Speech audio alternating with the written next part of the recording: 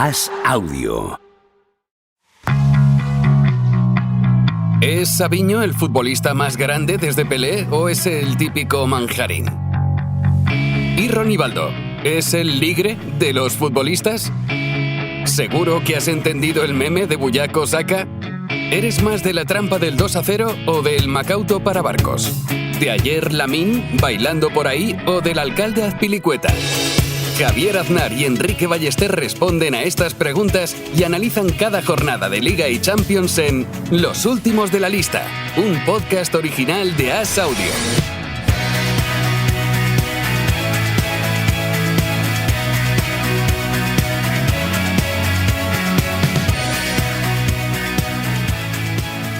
¿Cómo estás, Enrique Ballester? ¿Qué tal, Javier? Aquí estamos, una jornada más de Liga, en primera y en segunda división, porque en segunda división se dio el derbi de los últimos de la lista, se podría decir, ¿no? Uh-huh. Jugó tu Racing de Santander contra mi Castellón, y yo que pensaba que eras una buena influencia para mí, o sea, desde que te conozco solo me pasaban cosas buenas.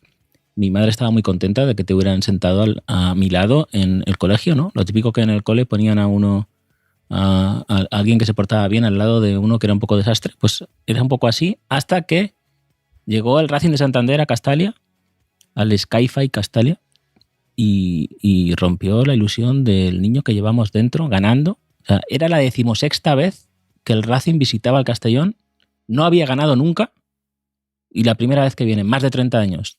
La primera vez desde que te conozco, 0-1 y a casa, y aquí estoy. ¿Cómo estoy? Pues triste, Javier, estoy muy triste. Ya, el Racing este año es que tiene buena pinta, yo creo. Sí, juega para muy ver bien, que no, y además ya tuvo el año pasado ese remazo de realidad, de conocer la dureza de la segunda división.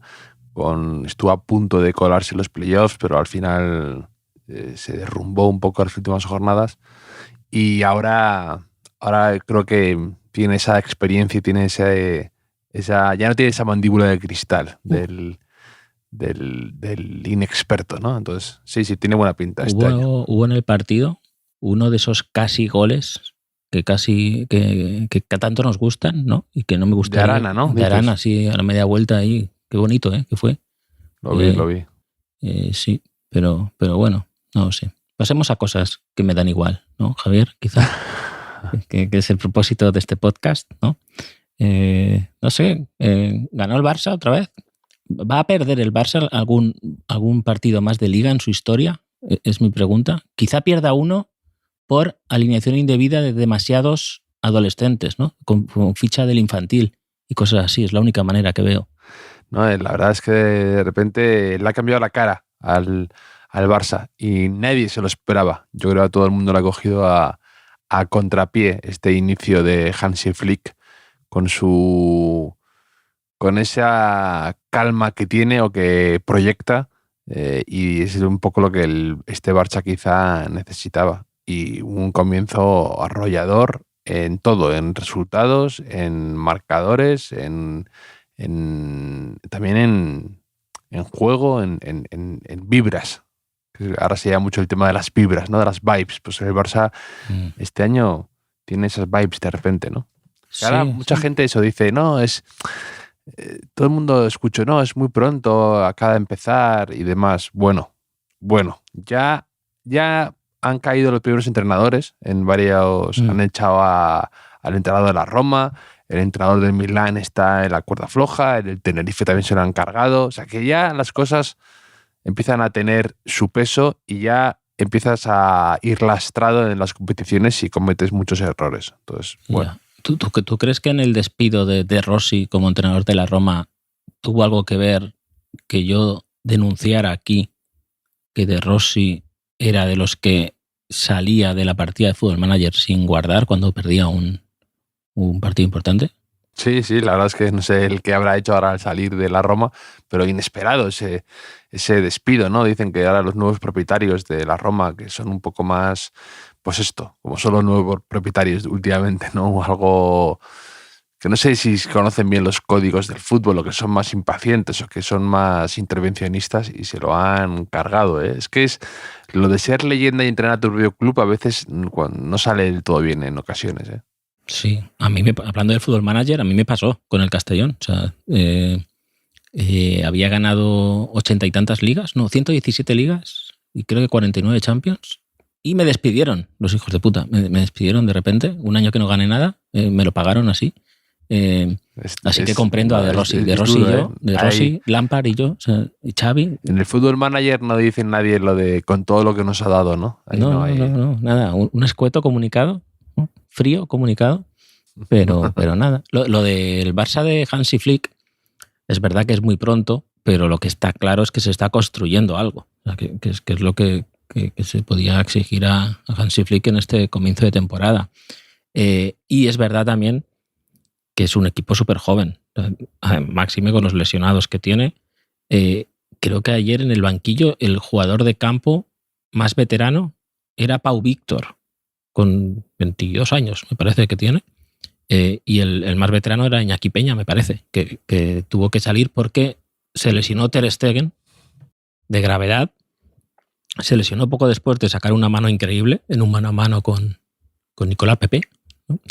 Y ha llegado la lesión de Ter Stegen justo cuando para mí un poco, para mi asombro, estaba siendo muy discutido después del error del otro día en el partido de Champions. Y no sé qué te parece a ti esto, ¿no? Tanto la lesión como la tiene que cubrir el Barça, y con Iñaki Peña o con alguien más.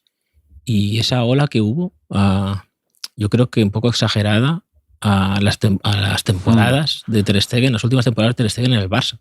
Sí, yo creo que ahí hay un poco de... se mezclan cosas. Es verdad que ha habido algo de oportunismo, ¿no? En señalar a Ter Stegen. Ya lo comentaremos, pero es verdad que tú no puedes alabar continuamente el juego de pies de Ter Stegen y que sea como algo muy especial y luego cuando cometa un error lapidarle, ¿no? Pero sí que también es verdad que muchos la achacan fallar más en el segundo gol, ¿no? O que está más irreconocible últimamente. Yo puedo comprar algo de esa teoría. También está discutido Oblak, que han sido probablemente los dos mejores porteros de la liga hasta que llegó Courtois un poco, ¿no? Pero que han sido los grandes dominadores con mucho... han sido bastante intratables, ¿no? En la última década de la liga.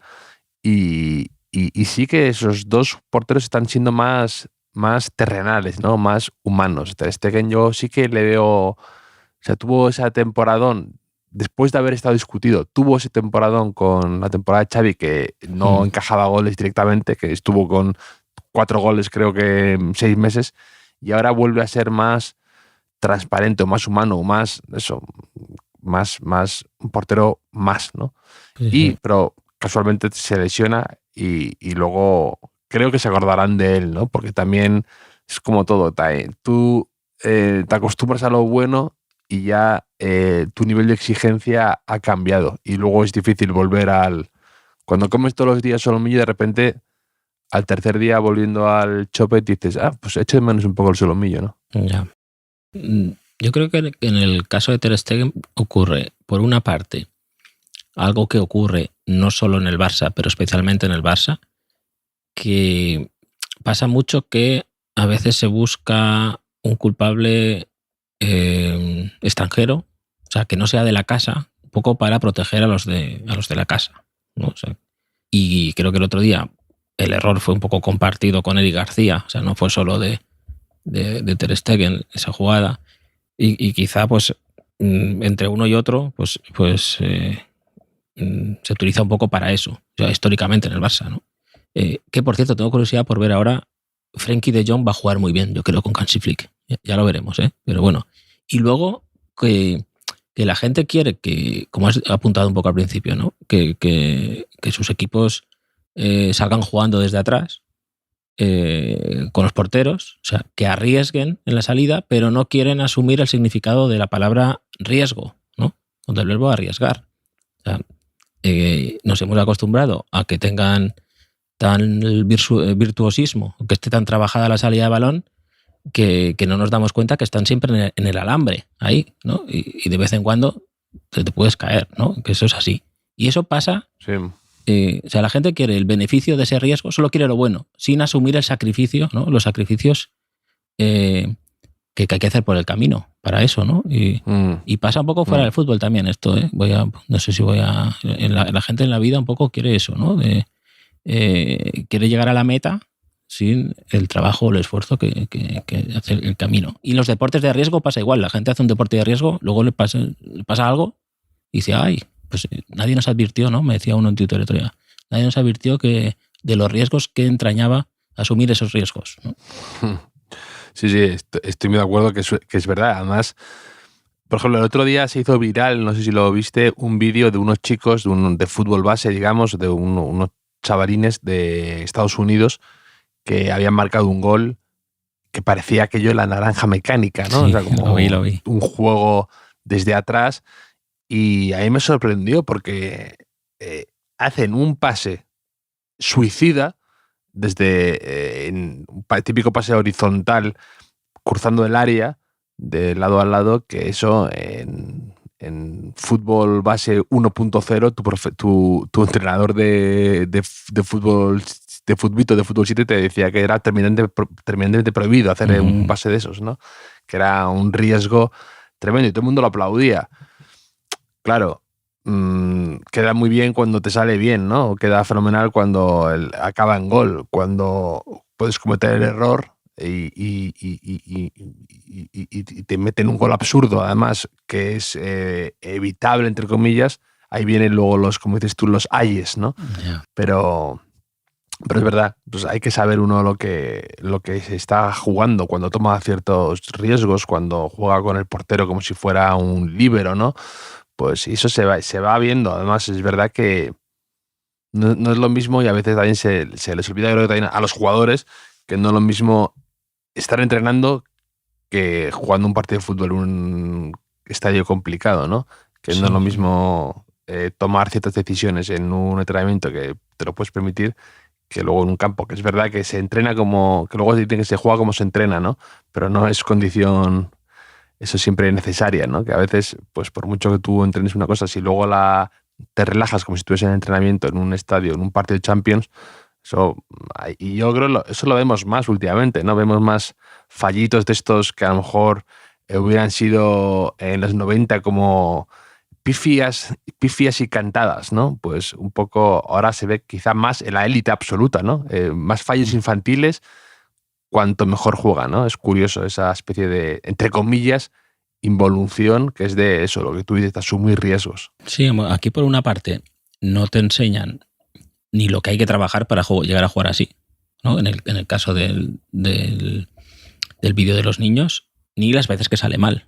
Que claro, entonces la gente puede llegar a pensar que nunca sale mal, ¿no? Y que es algo que va de la mano, ¿no? Si tú quieres alcanzar el beneficio que te produce sacar el balón de una determinada manera, ¿no? Primero generar el espacio y luego aprovecharlo para generar una ocasión clara de gol, también tienes que saber que cuando sale mal, pues va a ser así, ¿no? Y me parece estupendo que haya equipos que acepten ese pacto, pero hay que aceptar el pacto completo, no solo lo que te beneficia. Y también creo que como el fútbol siempre va evolucionando,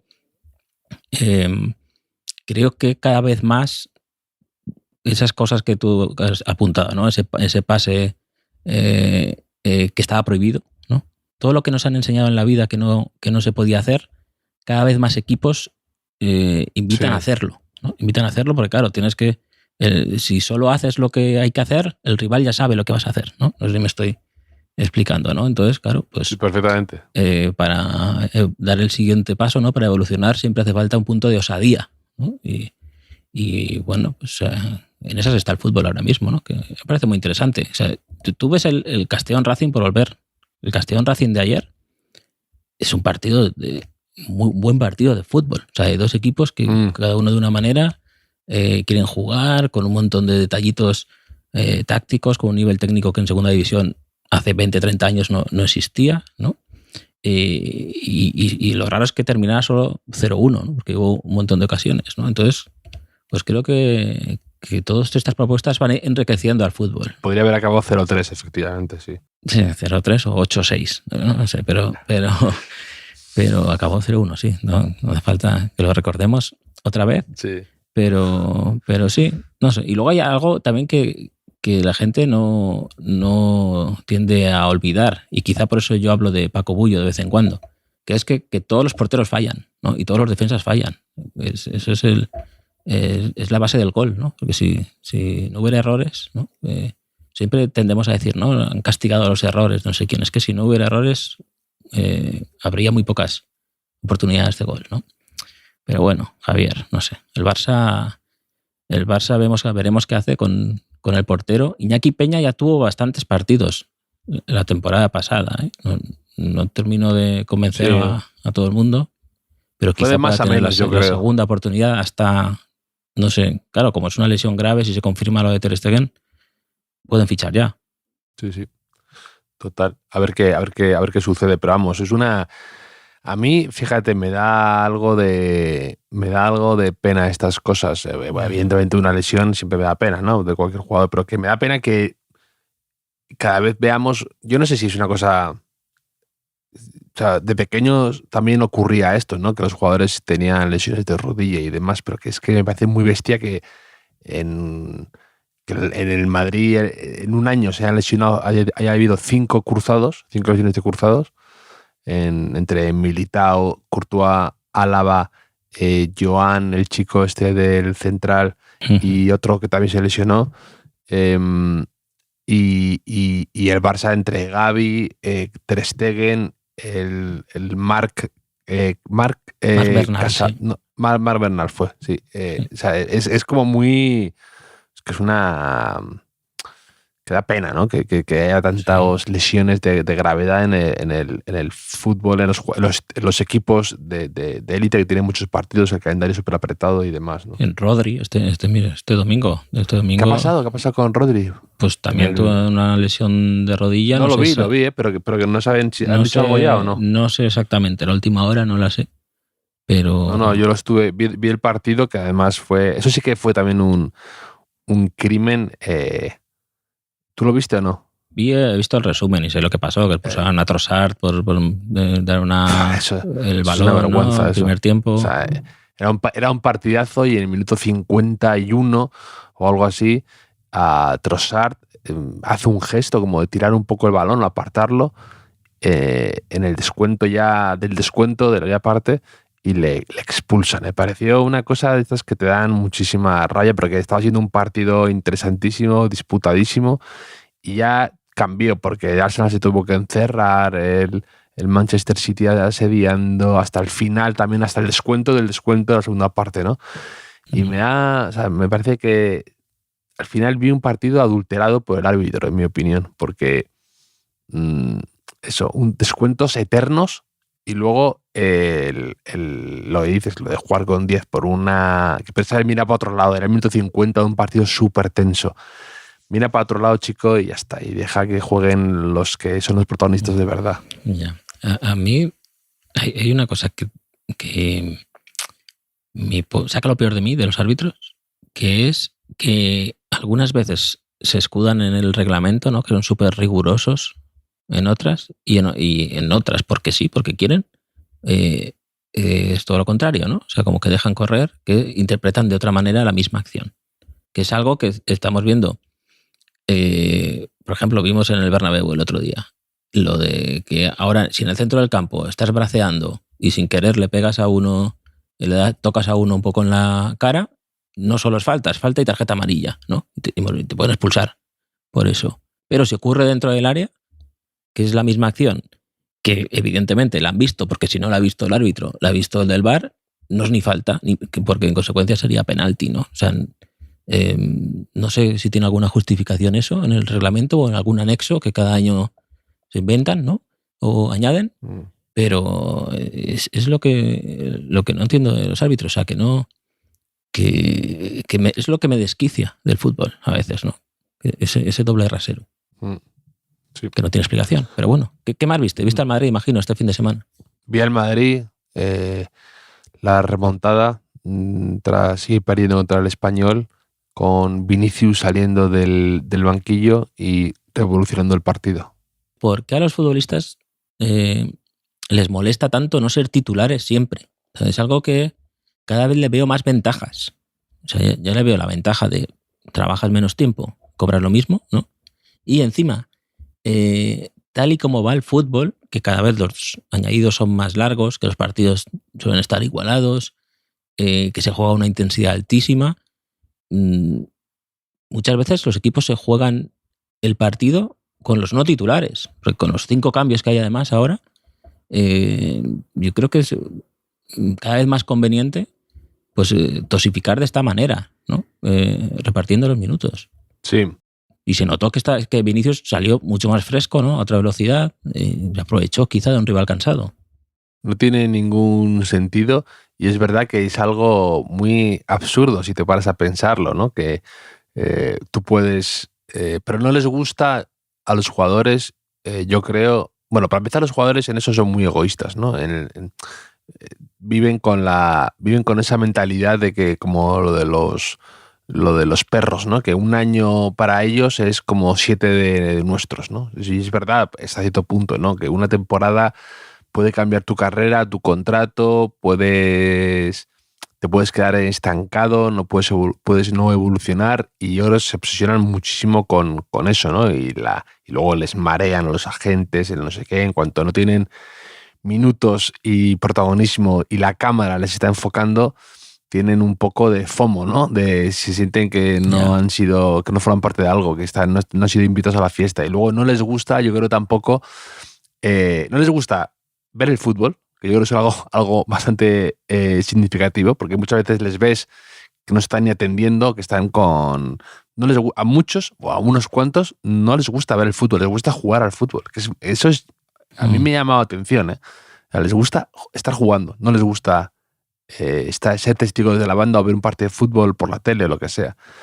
Y luego también yo creo que hay algo ahí de que no les gusta tampoco entrar en algo ya manoseado por otros, ¿no? Como cuando lees el periódico, a mí me gustaba leer el periódico recién comprado el kiosco. Cuando ya había pasado por mi padre, por mi hermano y demás, ya sentía, ya no me hacía tanta gracia, ¿sabes? Era como... Y en el kiosco no cogías quizá el tercero, claro, del montón, ¿no? El tercero o el cuarto. Por supuesto. Asegurarte.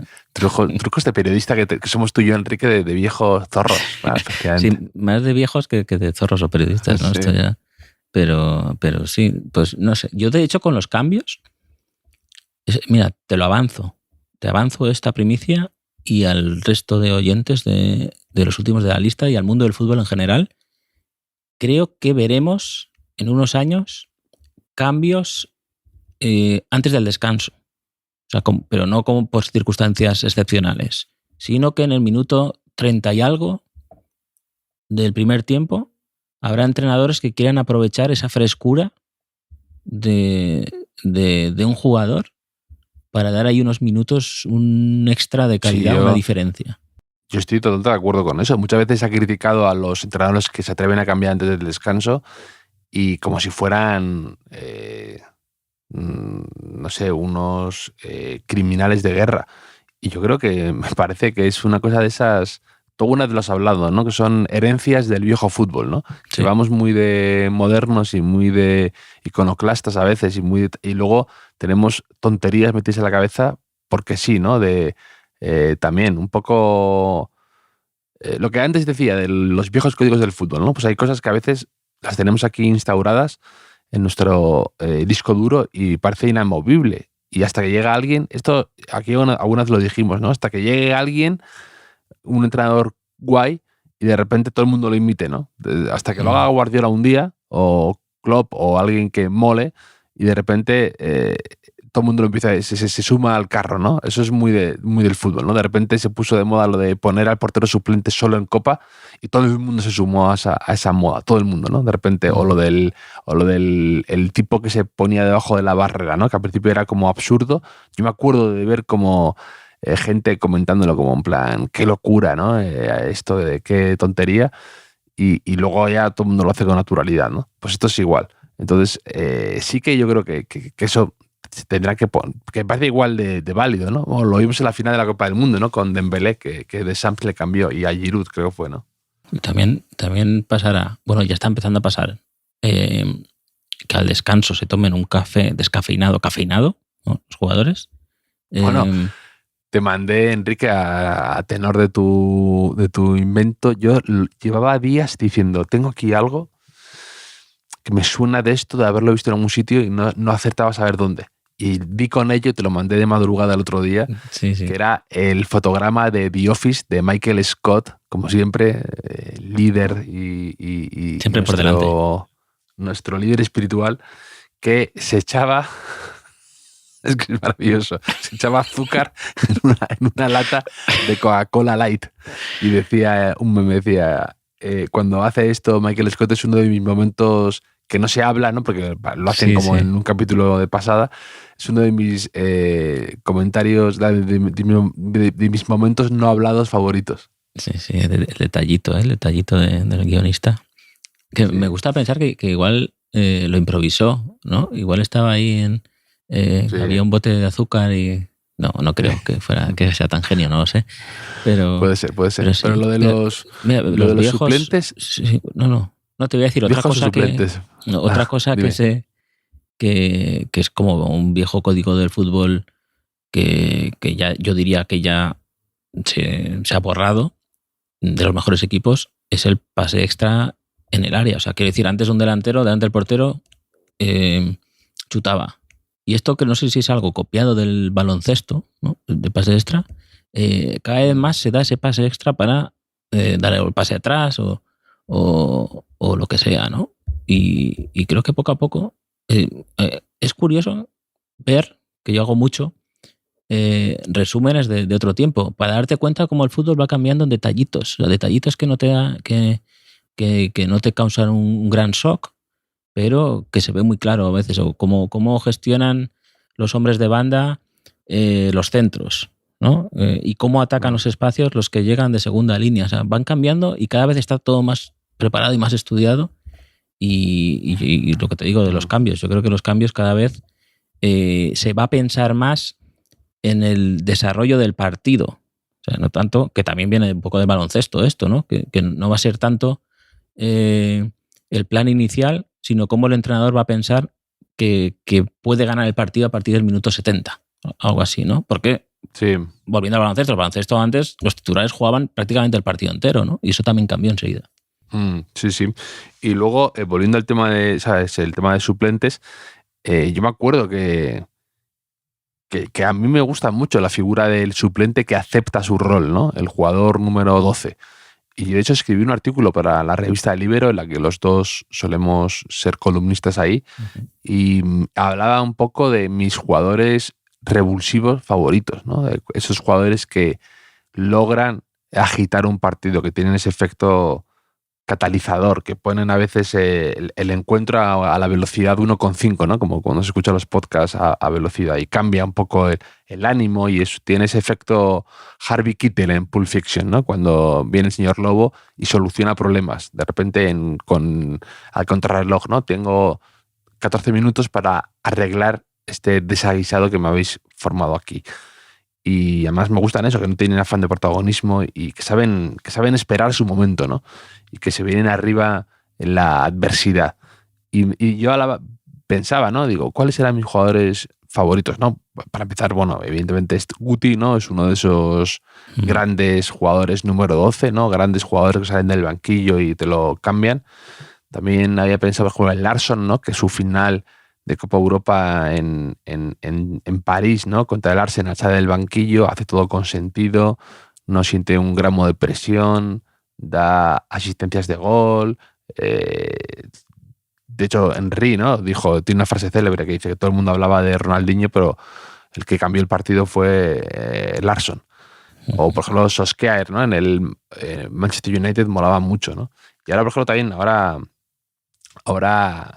en la Liga ha llegado Julián Álvarez, ¿no? Que era un poco... Tenía ese rol en Argentina, ¿no? Que consiguió salir del banquillo, sí tocó la titularidad, cambió un poco el ánimo de la selección, y el Manchester City igual, ¿no? Estaba un poco a veces a la sombra de Bruyne, o salía en otros minutos que él no estaba, o cuando él estaba lesionado, y ahora tiene la responsabilidad de ser titular, ¿no? Y a ver qué tal de ser titular y jugar franquicia, ¿no? Entonces, a ver ese salto, esa transición, qué tal se le da. Pero me parece un tema muy... A mí me gustan los suplentes que aceptan su condición de suplente.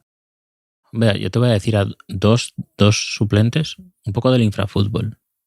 Pero bueno, pero antes has mencionado a Guti y me escribió Nef el otro día porque hablamos de los jugadores que cambian de peinado y eso provoca que su rendimiento baje, ¿no? Y que luego vuelven al peinado original, ¿no? Hablamos de algunos y me decía que está tan claro esto que le sienta mal que no entiende cómo sigue ocurriendo, ¿no? Y concluimos que Guti era de los pocos que era inmune un poco al cambio de peinado, que no afectaba en su juego, ¿no? Era como... Era independiente, ¿no? El pelo de su juego, él y Beckham, quizá, no lo sé. Pero eso lo decía Fernando Torres, que que también hacía muchos cambios de look e intentaba muchas cosas. Cuando había cambiado y no metía gol, decía que se cambiaba inmediatamente por un tema de superstición, ¿no? Y Cañizares también. Cañizares una vez se tiñó con la selección española de azul y no estuvo bien y volvió inmediatamente a su ya sempiterno amarillo, ¿no? Hombre, cualquier excusa es buena para abandonar el pelo azul, no lo sé. Es un apunte. Pero cada vez se lo ponían más difícil al peluquero, ¿no? Si acumulaba muchas jornadas sin marcar, ¿no? Cada vez era un reto de hacer más con menos. No lo sé. Los peluqueros deseando que no marcaran, ¿no? Diciendo, sí, también. Si no marcan, clean, hago caja de nuevo. Pero claro, tú imagínate todos esos niños que se cortan el pelo como su ídolo, ¿no? Irían locos, ¿no? Detrás de Fernando Torres ahí cada semana.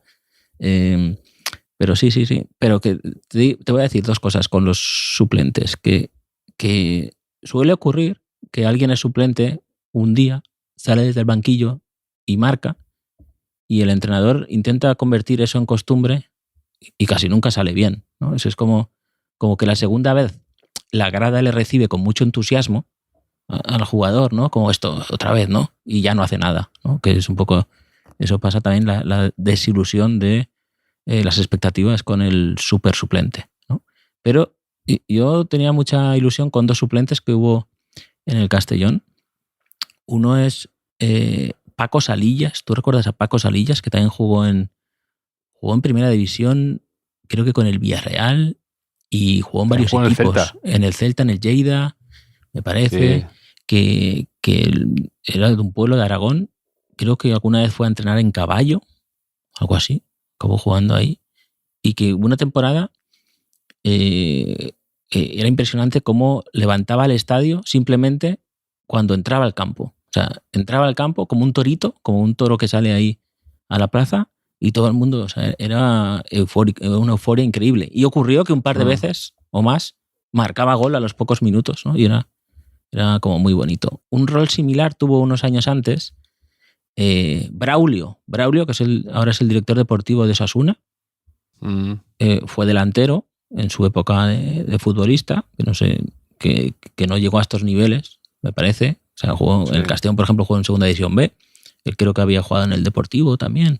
Y luego jugó en más equipos de Segunda B. Y entre nuestros amigos lo conocíamos como la Ardilla Braulio, que es un mote que en prensa también se utilizaba. Y era un poco el típico delantero así pequeñito que intenta revolucionar los partidos, que es un poco Hendrik, ¿no? Me está recordando eso. O sea, evidentemente salvando las distancias de rendimiento, pero ese delantero pequeñito que por un momento... Yo creo que ya va a sobrevivir a todo en el fútbol. Ese delantero de Juan Sabas, sí, ¿no? Un poco así. Sí. ¿Cómo se llamaba aquel del Betis? Dani del Betis, que era así pequeñito, sí, ¿verdad? Ahí. Que metió en Copa del Rey, ¿no? Un gol. Marcó en la final contra Osasuna, precisamente, me parece. Y esa pieza, o sea, porque hubo años de jugar sin delantero, pero que los delanteros, el recurso del delantero fuera un delantero grandote, siempre, ¿no? Así, más físico. Y ahora te das cuenta, por ejemplo, en la plantilla del Madrid no hay ningún 9 de ese tipo, ¿no?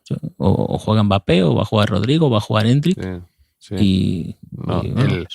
De jugadores número 12, pues también José Lu el año pasado, pues ya es inolvidable, ¿no? En cuanto a su doblete contra el Bayern de Múnich, o por ejemplo también otros suplentes míticos y queridos han sido a lo mejor Walter el Rifle Pandiani, ¿no? Que era un suplente en el Depor, aquel Eurodepor, pero que luego cumplía y tuvo partidos legendarios en Europa, o por ejemplo Roque Santa Cruz en el Bayern de Múnich, ¿no? Que era este paraguayo que era como muy siempre suplente, pero siempre estaba por ahí, hacía partidos buenos y tuvo momentos importantes. Mucho suplente. Sí, y luego también este fin de semana he estado con unos amigos, hemos hecho un viaje en Córdoba, ¿no? Porque uno de ellos se va a casar, ¿no? Si te fijas, estoy dando muchas vueltas para no decir despedida de soltero. Sí. Porque estoy dando muchos rodeos, porque me niego a aceptar esa realidad.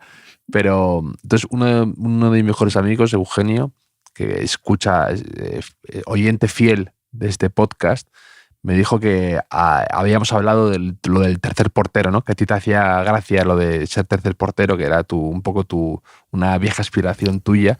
Ya hablábamos del portero del Manchester City.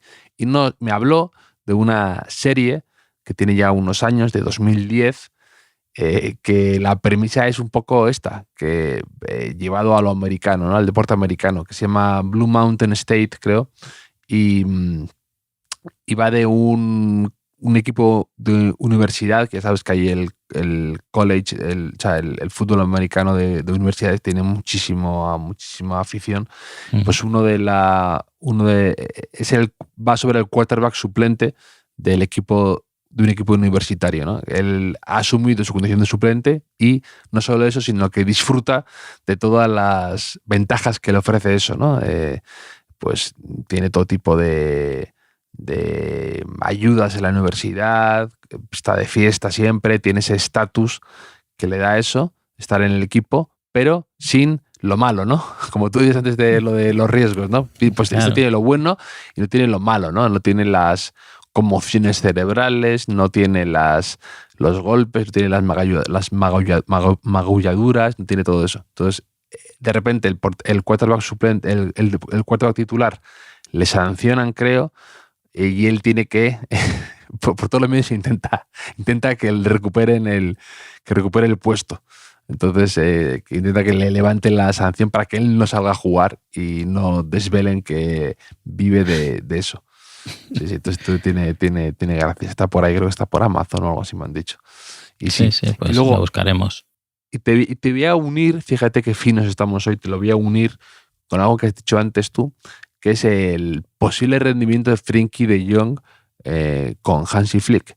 Y yo ahí tengo alguna duda con Frenkie de Jong con el tema del tobillo, porque ya ha tenido como 3 esguinces de estos muy fuertes en el mismo tobillo y va a ser a lo mejor un poco como lo de las conmociones cerebrales en el fútbol americano, que dicen que hay ahora el quarterback de los Miami Dolphins, que es un hawaiano que a lo mejor se tiene que retirar porque ha encadenado 3 conmociones en poco tiempo y eso pues le puede afectar, ¿no? Pues salvando las distancias, evidentemente, Frenkie de Jong puede ser un poco eso, que ha tenido ya 3 lesiones muy complicadas y es difícil recuperarte de eso o volver a ser el mismo, ¿no? Tener el pie de antes, ¿no? Y de Jong, su lesión iba creo que era para 8 semanas o 4 semanas o algo así, y ya lleva no sé cuántos días sin poder jugar y competir. Ya, obviamente no tenemos la información, ¿no? que el doctor Aznar merece, ¿no? para dar su diagnóstico al respecto. Pero yo es que creo ahora mismo a Hansi Flick le atribuyo propiedades curativas, ¿no? Un poco chamánicas, quizá, ¿no? Como imposición de manos le va a curar el tobillo, ¿no? Es que vamos a machacar unas hierbas que encuentren en el Camp Nou y con eso va a hacer un ungüento, ¿no? Para solidificar los ligamentos de Frenkie de Jong. Está haciendo jugar a cualquiera que llega, ¿no? no sé. Ya lo veremos. Dices lo de la despedida de soltero, en la que has dado pocos detalles, la verdad. Y yo el viernes estuve cerca de una despedida de soltero, porque ya mi agenda es distinta. Fui a un cumpleaños infantil, un cumpleaños de un niño, de mi hijo, de Teo en concreto, cumplí 8 años, y lo quiso celebrar en un sitio así que hacen como... Pues hay una... En un local de striptease hay una despedida. Claro.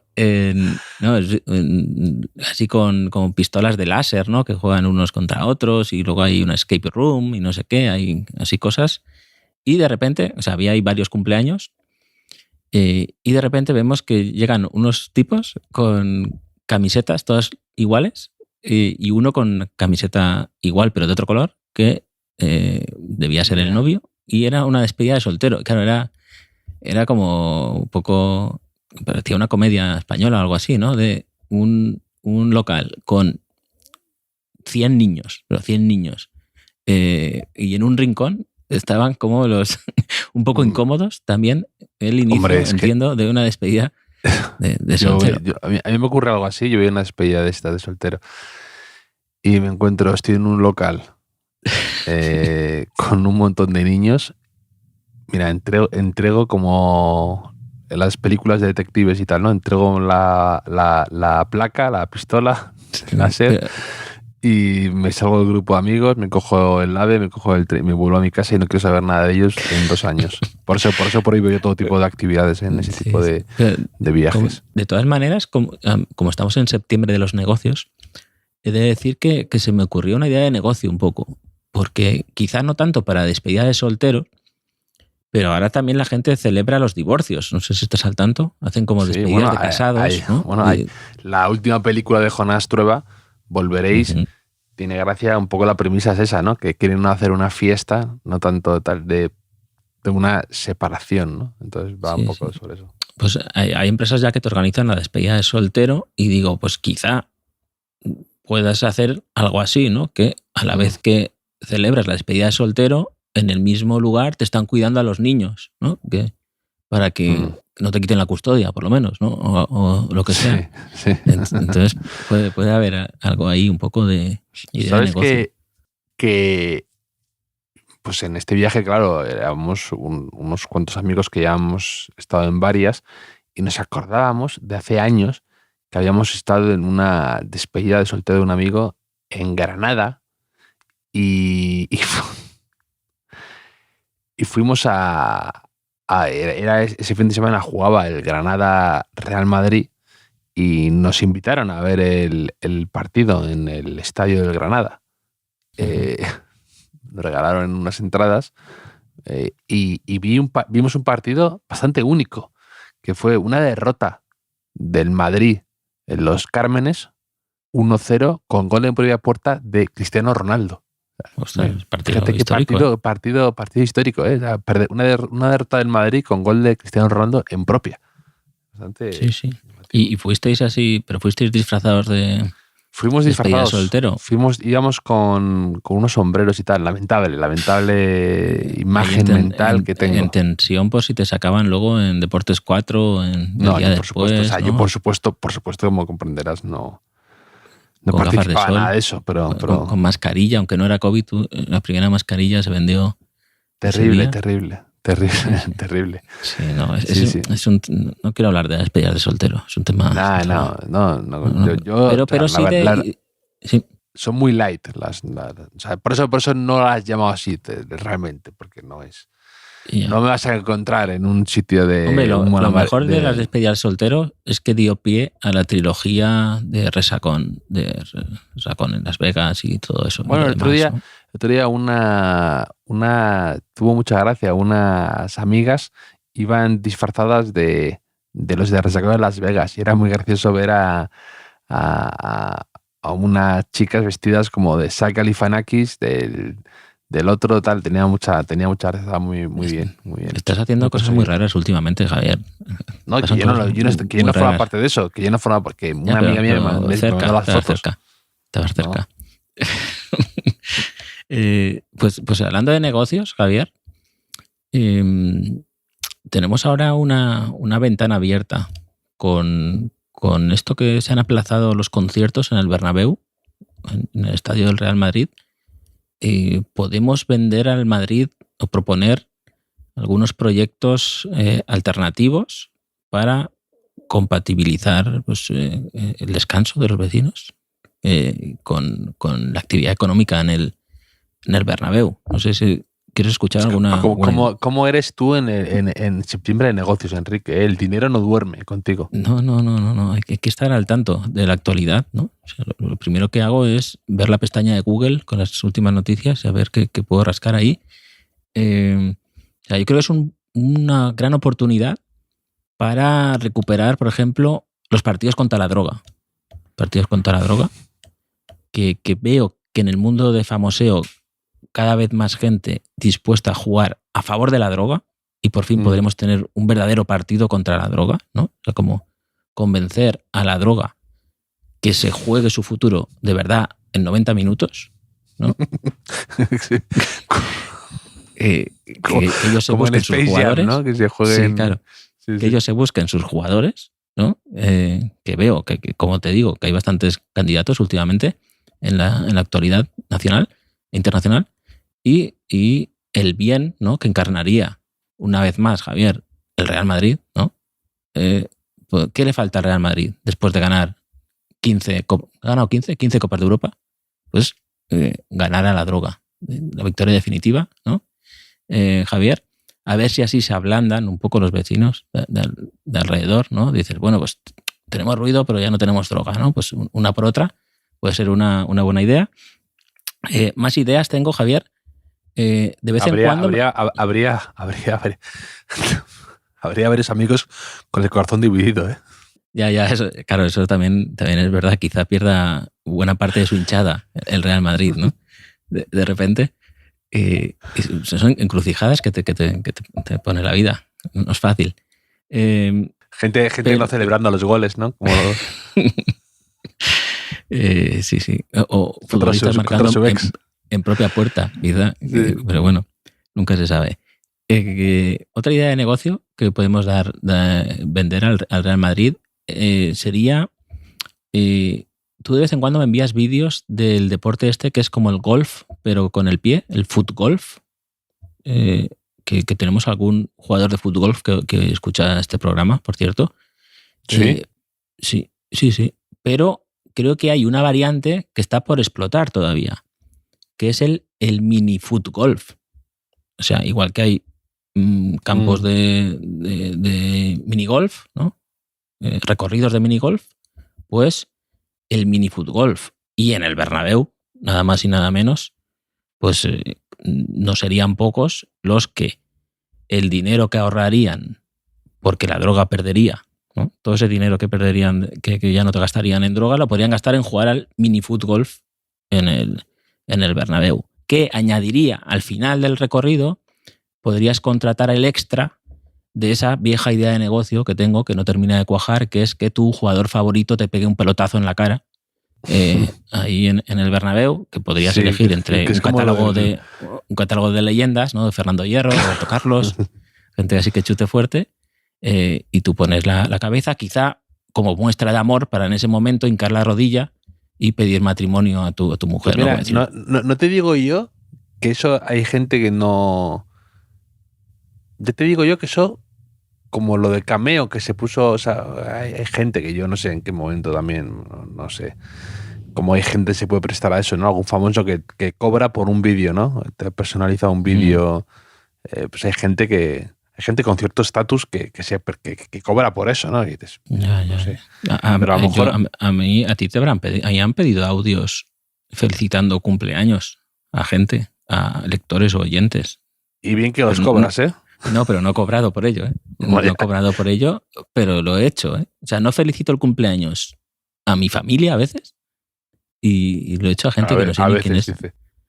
Pero eso creo que tendría mucho éxito, en plan, la broma que tú dices, pero ¿cómo que broma? Llevar a alguien y o sea, ¿cuánto? O sea, no, y no solo un balonazo, que a lo mejor que es demasiado que sería un regalo que te harían los demás, ¿no? Ya, un penalti a Paco Bullo. Gente haciendo crowdfunding y juntando dinero para que te peguen para que te pegue un balonazo Roberto Carlos. Pero tú pagar por nada, recibes un pase en largo de Roberto de Carlos Beckham. o de Beckham o de Xabi Alonso o tal. O puedes tirar un penalti a alguien, o puedes eso mucha gente lo pagaría, por eso mucha gente pagaría, y bastante, yo creo. Hacer una vaselina a Paco Bullo, ¿no?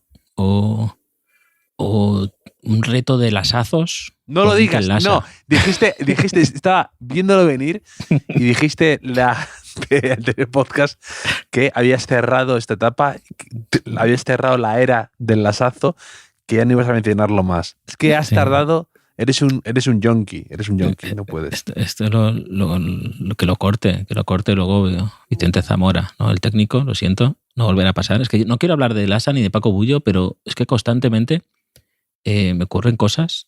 El otro día que el gol de Endrick en Champions se convirtió el goleador del Real Madrid más joven, ¿no? Marcar en Copa Europa, superando a Raúl, que Raúl a su vez había superado a Juan Bautista Planelles, que fue un futbolista de aquí, de Castellón, con mucho talento, que tenía el récord hasta que llegó a Raúl. Y vi el partido en el que Raúl se convirtió en el más joven, que fue un partido de la Copa de Europa de la temporada 95-96, un 6-1 contra el Ferencváros, ¿vale? Que Raúl marca un hat-trick, un triplete. Y el gol del Ferencváros, Javier, con Paco Bullo de portero, invito al visionado del mismo, tanto a ti como a nuestros oyentes, y no diré que era Paco Bullo el portero, ya lo he dicho, ¿no? Pero que tiene mérito que en un partido así, ya el 12-1 de Malta, el 1 de Malta, se lo marcan a Paco Bullo también. Eso también tiene bastante mérito, ¿no? No se valora. Y no quiero hablar de Bullo, pero no sé si has visto una noticia hoy bastante extraña, o sea, que no termino de entender, que después del partido del Tenerife, de esta jornada que juega contra el Sporting de Gijón, en zona mixta entrevistan a un futbolista llamado Robert Pierre. ¿Recuerdas a Robert Pierre, que jugó en el Levante y demás? Y el periodista que está ahí con el micrófono le pregunta: ¿es cierto que marcaste aquí un gol al Madrid? Y dice: me han dicho que te preguntara por el gol de Pierre. Entonces el jugador se queda así muy extrañado y dice que marcó al Madrid una vez, pero en el Ciudad de Valencia, claro, con el Levante. Pero claro, han pasado más de 30 años. Y no, es que por lo que he visto tampoco era de broma lo del periodista, ¿no? O sea, se le cruzaron los cables de repente, porque claro, lo confunde con Pierluigi Cherubino, que marcó uno de esos goles en el Tenerife de Madrid, que perdió la Liga en Madrid con una gran actuación de Paco Bullo también, que no quiero hablar de él, pero es increíble esto que te confundan con yo qué sé, con alguien de hace 30 años. O sea, es como, me encanta la cara que pone, que la gente vea el vídeo, ¿no? Que la cara que pone Robert Pierre es fascinante y lógica a la vez. Bueno, también tenemos oyentes que nos han informado, por ejemplo, Israel nos ha informado del Mundial de Subbuteo, que se está celebrando en Inglaterra, que hablamos el otro día del Mundial de Subbuteo, que también puede ser un negocio para el Bernabéu, ¿no? Futuro. El Subbuteo, un Subbuteo gigante, algo así, hay que darle una vueltecita. Y a propósito de que tú comentaste, ¿no? Los goles que quizá no sean una buena decisión, pero que acaban en gol. Y que entonces... Y te tienes que callar, ¿no? Claro, que ves a los jugadores diciendo: te mataría, pero no tengo ahora argumentos de peso para hacerlo. Claro, si lo llegas a marcar, si lo llegas a fallar, te mato, ¿no? Pero te has salvado. Pues Samuel Arrandis nos ha recordado uno muy bueno que ocurrió en la final de la Recopa mítica del Zaragoza, el gol de Nayim, que dice que si no entra era para matarlo porque estaba Snyder entrando solo. Dice que él recuerda incluso gritarle por desperdiciar la contra cuando pegó a la pelota. Claro, luego se tuvo que callar. Porque ese gol lo habré visto 1000 veces y nunca se me ha pasado por la cabeza que no era la mejor opción, ¿no? Claro, cuando a posteriori todo es más fácil, ¿no? Claro, cuando acaba así, que incluso el pobre Seaman, igual Seaman, el pobre, tenía razón, que lo que estaba haciendo era anticipar el pase a... Además es maravilloso la reacción de Seaman, ¿eh? Cómo se queda tumbado el tipo como sin incrédulo, da gusto, es un golazo el de Naim, y además el portero abatido ahí lo hace todavía más épico el gol. Sí, pues bueno, comentaremos más y que nos envíen más, que tenemos alguno más ahí de estas jugadas. Y de suplentes, y de jugadores número 12 que hayan aceptado su rol, como tú decías, y que sean molones. Y de despedida de soltero también, si quieren, lo que quieran. Eso no podemos agarrar todos. Y para terminar, Javier, tú recuperaste aquí la Ezequiña, la mítica Ezequiña, que ejecutó Ezequiel Calvente en un penalti con la selección española sub-19. Es difícil de describir, ¿eh? ¿Tú cómo lo describirías? Un juego de manos, pero llevado a los pies. Sí, no lo sé. Un poco se podría llamar la Lina Morganiña, un poco, porque también es un poco así como movía las piernas Lina Morgan, quizás se inspiró. Sí.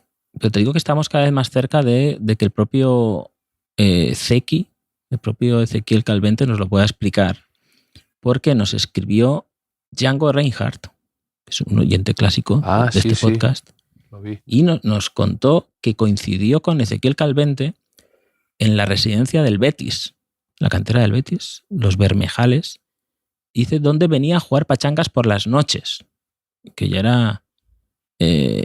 era la perla de la cantera. Y un día Django le preguntó qué pensó antes de hacer la Ezequiña. ¿Sabes qué le contestó Ezequiel Calvente? Dime. En los 10 euros. O sea, en los 10 euros que, como contaste, se había jugado, ¿no?, con Muniain y Canales a que se atrevía a hacer la Ezequiña, ¿no? Es que a veces pensamos, ¿qué hay detrás de los grandes inventos, ¿no?, o de los grandes avances de la humanidad? Y yo te diré que solo hay dos cosas. Una, o la pereza o el dinero. O sea, son los dos grandes estímulos, Javier, los grandes motores que mueven el mundo. O ganar dinero con eso, o tener que trabajar menos, esforzarte menos, ¿no? Como pues así se inventa la rueda y cosas así. Pues Enrique, me lo he pasado muy bien charlando contigo y sabiendo también lo que nuestros oyentes, que es lo mejor que tenemos, nos aportan. Te mando un abrazo y esta semana volvemos a charlar, ¿te parece? Sí, ha estado variadito y estas semanas que hay liga otra vez en Primera División, así que tendremos cosas de las que hablar. Un abrazo. Abrazo.